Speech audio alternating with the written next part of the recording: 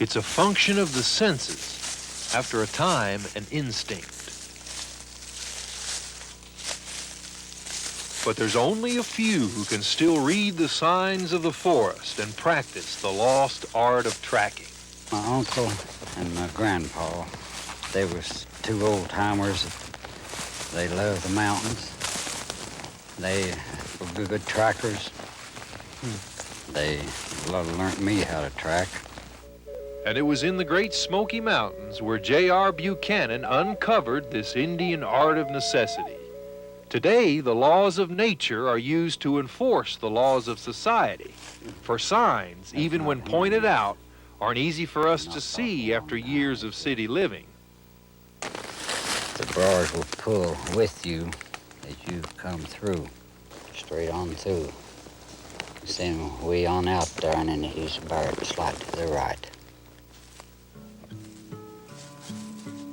See, this sure has been stepped on, mowed.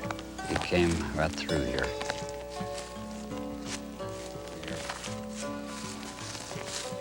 I see that.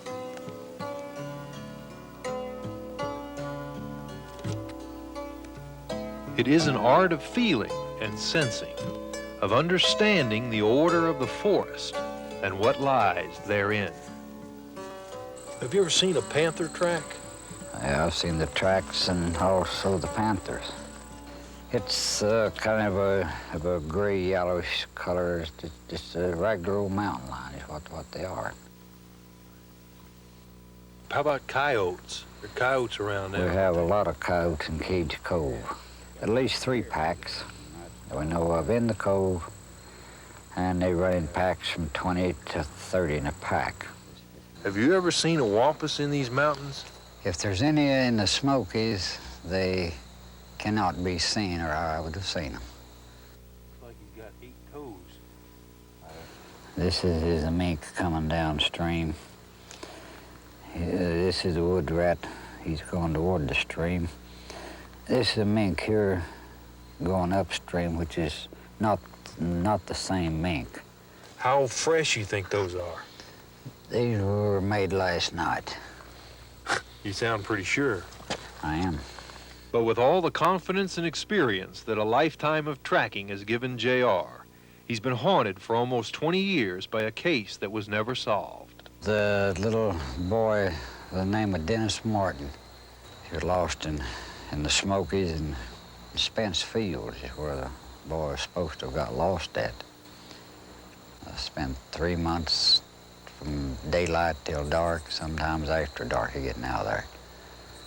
Found nothing. We don't have any idea what happened to him.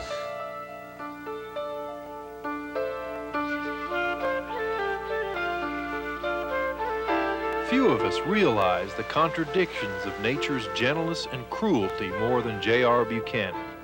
He knows that familiar trails are never the same, changing as constantly as the daylight and the seasons. And for J.R., his paths never end, but continue to give him a sense of purpose. I reckon something that I love to do. I loved it the first time I done it.